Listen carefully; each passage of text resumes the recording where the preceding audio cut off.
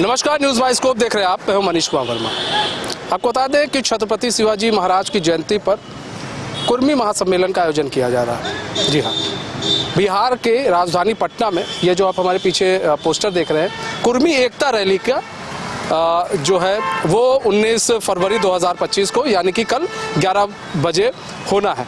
छत्रपति शिवाजी महाराज जयंती के अवसर पर ये रैली होगी और इस रैली के माध्यम से कुर्मी समाज जो है वो ये दिखाने की, अपनी ताकत दिखाने की कोशिश करेगा। और ये जो रैली होगी वो मिलर हाई स्कूल के मैदान में होगी। ये मैदान है, इसी के पीछे देखिए तैयारियां भी चल रही हैं। विधायक भी आए हुए हैं, कई गाड़ियां यहाँ पर लगी हुई हैं, तैयारी का जायज़ा लेने आए हुए हैं यहाँ पर। और इसी मैदान में जो है आप देखेंगे कि कल जो है रैली का आयोजन किया जाएगा, कुर्मी एकता रैली का आयोजन किया जाएगा। लेकिन अब सवाल कई है, सवाल ये भी है कि कुर्मी एकता रैली का आयोजन तो किया जा रहा है, लेकिन क्या कुर्मी समाज क्या अब इतना कमज़ोर हो चुका है? चूँकि 20 साल से राज कुर्मी समाज ही कर रहा है यहाँ पर बिहार के अंदर, तो क्या कुर्मी समाज इतना कमज़ोर हो गया है कि उसे अब रैली करके अपनी ताकत दिखाने की कोशिश की जा रही है? और ऐसे में इस रैली का आयोजन करके आखिर कुर्मी समाज क्या कुछ दिखाने की कोशिश कर। देखिए यहाँ पर जो है कुर्सी उर्सी सब लग रही है और बांस बली लगी रही है, उसके बाद पूरी तैयारी की जा रही है कल की। लेकिन सवाल उठ रहे हैं क्योंकि 20 साल से कुर्मी समाज का बिहार में दबदबा है। ऐसे में क्या आवश्यकता आन पड़ी है कि कुर्मी समाज को जो है ये दिखाने की कोशिश की जा रही है कि जो है हम जो है एकत्रित करने की कोशिश की जा रही है, कुर्मी समाज को ये करने की कोशिश की जा रही है। और विधायक भी हैं ये, और मंटू पटेल जी हैं विधायक, वो भी यहाँ पहुँचे हुए। मंटू पटेल जी स्वागत है आपका न्यूज़ बाइस्कोप में। बहुत धन्यवाद आपका। आपको मेरा नमस्कार जी। मंटू पटेल जी, कल कुर्मी एकता रैली का आयोजन किया जा रहा है, आखिर क्या आवश्यकता आन पड़ी ये रैली की? क्यों? देखिए, हर चीज़ का उद्देश्य होता है और इसका उद्देश्य एकता है। और छत्रपति शिवाजी महाराज की जयंती के अवसर पर आयोजित की गई है कि हमारा छत्रपति शिवाजी महाराज तलवार से देश जीत लिए और उन्हीं के तीसरी पीढ़ी के लोग छत्रपति साहू जी महाराज आज से 200 साल पहले देश का पहला छात्रावास खोलने का काम किए। तो हमारे नौजवान के अंदर प्रेरणा आए कि हम भी विद्यालय पुस्तकालय की तरफ मुड़े, हम अपनी कलम को अपनी ताकत बनाएं और उसके माध्यम से समाज को आगे बढ़ाएं। तो संदेश देना है। और एकता का मतलब रैली है। एकता का मतलब है कि हम समाज उपजाति में नहीं बटे। हम किसी यादव समाज से कभी पूछते हैं, कभी नहीं कहते हम किसनौट है, मजरोट है, भेरिया है, गरड़ी है, वो कहते हैं हम यादव हैं। हम किसी बैस समाज से कभी पूछते हैं तो नहीं कहते हम कानू है, तेलियाँ, कलवार, सोनार, जसवार, कहते हैं बैस हैं।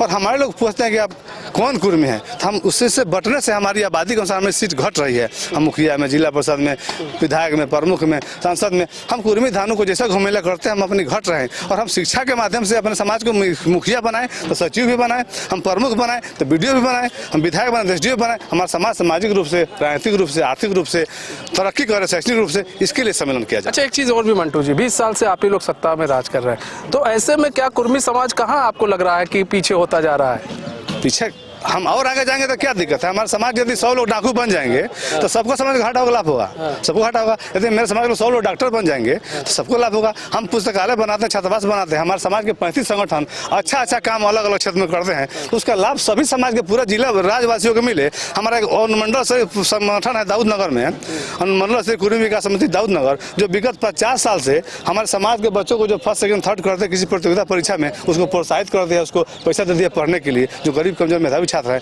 तो उसको हम और बाघा तक फैलाएंगे, हम उसको पूर्णिया तक फैलाएंगे, तो क्या दिक्कत है? जो 20 साल से तो है ही, आप 20 साल से नहीं फैला पाए, 50 साल से नहीं फैला पाए, तो यही तो हम फैलाना चाहते हैं। 50 साल से एक संगठन अनुमंडल में रह गया, इतना अच्छा काम करने वाला, उस संगठन की विचारधारा को, उसकी सोच को, हमारे नेता की सोच को, नीतीश कुमार व्यक्ति नहीं है, एक विचारधारा है। हमारा सरदार पटेल विचारधारा है। सरदार पटेल देश एक कर दिए, हम अपने समाज में बढ़ते जा रहे हैं, हम एक कब करेंगे?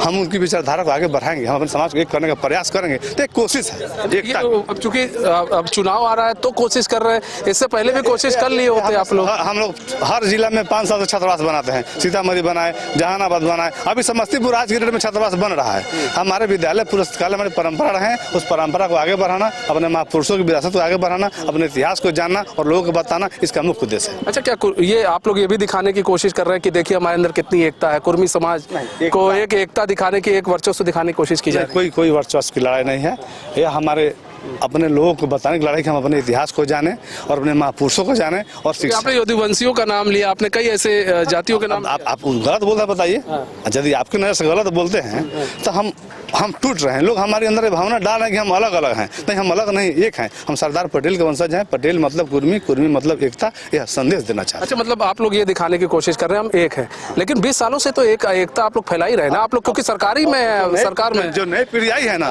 जो नई पीढ़ी आई है वो थोड़ा सा डाइवर्ट हो रही है। उस सबको, यहाँ नौजवान भी हैं और बुजुर्ग भी हैं, इससे भी दूरी बढ़ी है कि नौजवान कहीं बैठते हैं तो बुजुर्ग कहीं बैठते हैं। उनको भी एक मंच पर लाना है कि एक दूसरे का सेने बने, सहारा बने।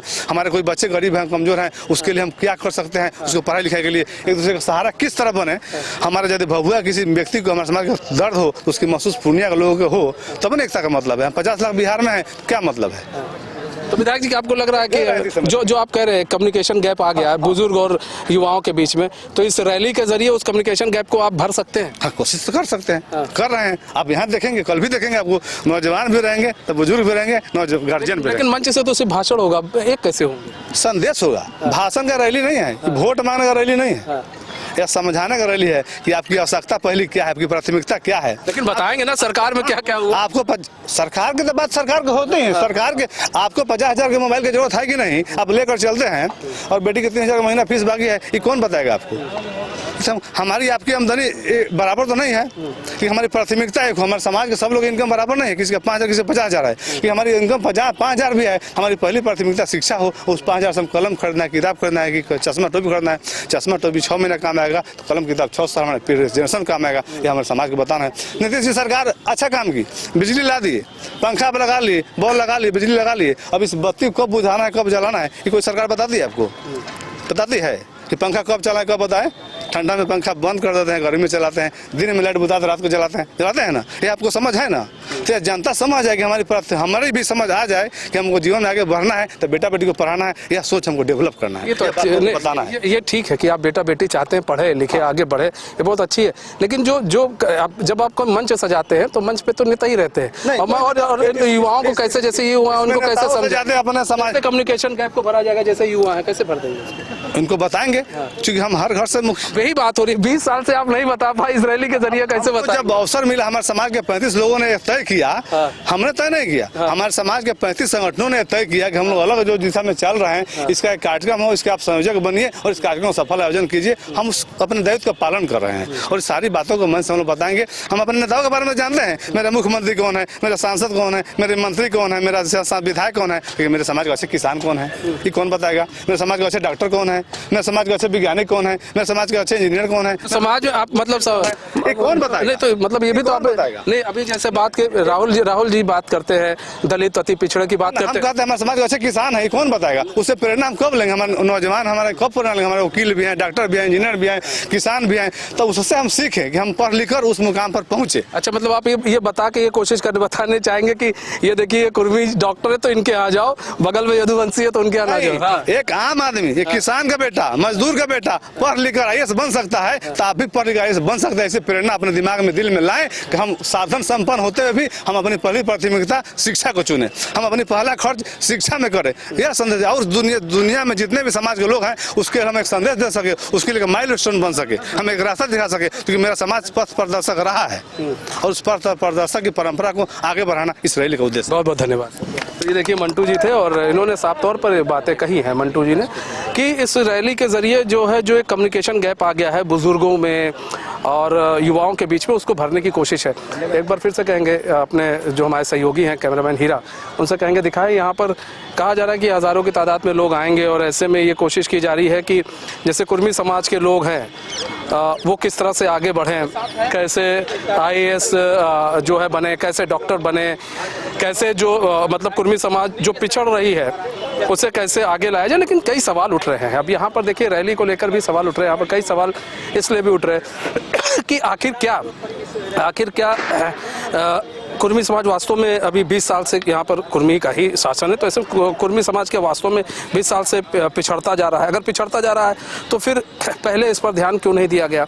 और आखिर अगर भाई यहाँ पर सरकार पहले ध्यान देना उनको भी चाहिए था। इस तरह की जो आज यहाँ पर रैली की जा रही है, यहाँ पर एकता रैली, कुर्मी एकता रैली की जा रही है, ये पहले भी कुर्मी एकता रैली जो है वो करनी चाहिए थी। और इस तरह की रैली करके जो है ये संदेश देना चाहिए था कि देखिए जो है कुर्मी समाज आगे बढ़ा है। लेकिन आज जो है 2025 का चुनाव जैसे अब नज़दीक आ रहा है तो ये रैली की जा रही है और कहीं ना कहीं कुर्मी समाज को इकट्ठा करने की कोशिश की जा रही है ताकि ये लोग कहीं इधर उधर ना हो, ना इधर उधर ये ना भटके। और देखिए यहाँ पर जो है विधायक जो है आए हुए हैं और यहाँ पर जो है इनको सौंपी गई है, पूरी जिम्मेदारी सौंपी गई है और इस जिम्मेदारी के ज़रिए जो है ये कोशिश ये कर रहे हैं कि भाई ये जो पूरी रैली है ये पूरी रैली जो है सफल हो और यहाँ पर जो है पूरी रैली को सफल बनाने की जो है कोशिश ये लोग कर रहे हैं ताकि पूरी रैली को सफल बनाया जा सकता है। लेकिन अब सफलता